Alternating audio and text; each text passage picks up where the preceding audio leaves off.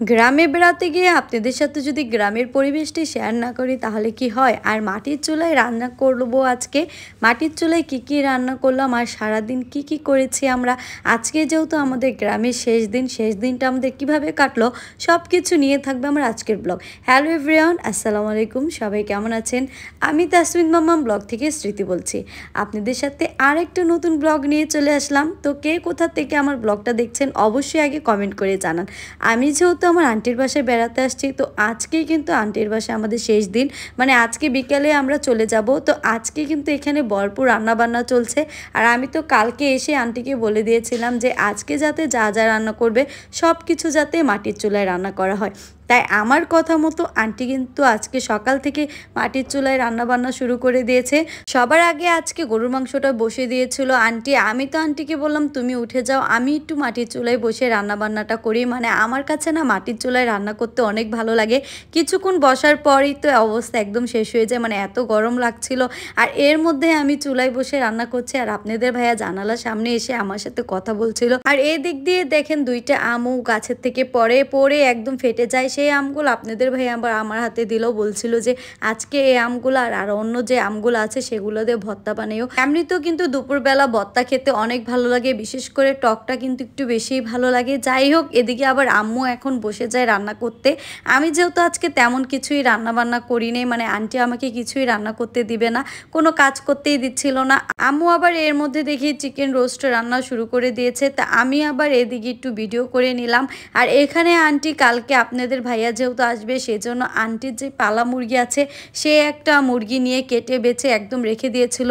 তো আজকে আপনাদের ভাইয়ার জন্য সেই মুরগিটাই রান্না করবে। আমি তো আপনাদের ভাইয়াকে দেখাচ্ছিলাম, দেখো আজকে তোমার জন্য এই মুরগিটা রান্না করা হবে। আর মুরগিটা কিন্তু অনেক বড় ছিল, যেহেতু দেশি মুরগি মানে নিজেদের পালা মুরগি, সেই মুরগির স্বাদ কিন্তু অন্য সব মুরগির তুলনায় একটু বেশি হয়। তো আম্মুকে তো বলছিলাম বেশি করে ঝাল দিয়ে মুরগির মাংসটা রান্না করো। আর এমনিতেও কিন্তু মাটির চুলায় যে কোনো রান্না একটু বেশি মজা হয়। আমার কাছে তো অনেক ভালো লাগে, বিশেষ করে আপনাদের ভাইও খুব পছন্দ করে। তাই আম্মু তো এখানে গরমে বসে রান্না করছিল আর বলছিল তোর শখের জন্য আমি তো একদম ঘেমে গরমে অস্থির হয়ে যাচ্ছি। আর এই তো দেখেন আমার আন্টির বাড়িটা কতটা সুন্দর, মানে একদম নিট অ্যান্ড ক্লিয়ার, সবসময় অনেক পরিষ্কার। আমার আন্টি আবার সবসময় সবকিছু সুন্দর করে গুছিয়ে রাখতে অনেক পছন্দ করে। আর এদিক দিয়ে আম্মু কিন্তু মুরগির মাংসটা কষিয়ে এর মধ্যে পানি দিয়ে একদম সিদ্ধ বসিয়ে দিয়েছিল। আর কিছুক্ষণের মধ্যে কিন্তু রান্না মোটামুটি শেষের দিকে। দেখতেই পাচ্ছেন মুরগির মাংসের কালারটা সুন্দর হয়েছে কত।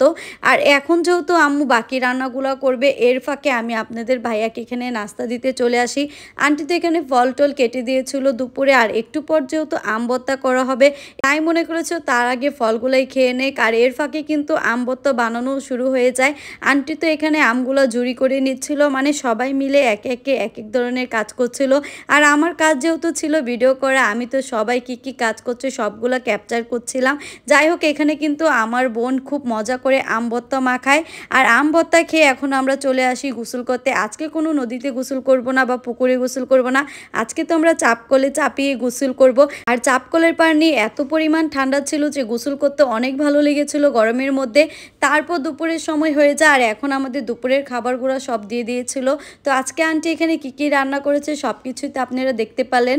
তো পোলাও রান্না করেছিল, মুরগির রোস্ট, দেশি মুরগি ভুনা, আবার সাথে গরুর মাংস ছিল, ডিম ভুনা তো ছিল, সাথে এখানে সালাদও ছিল। তো সবাই মিলে এখানে দুপুরের খাবারটা মজা করে খেয়ে নেয়। আর সবগুলা রান্না এত মজা হয়েছিল, বিশেষ করে তো মুরগির মাংসটা যেটা দেশি মুরগি সেই মাংসটা তো খুবই মজা হয়েছিল।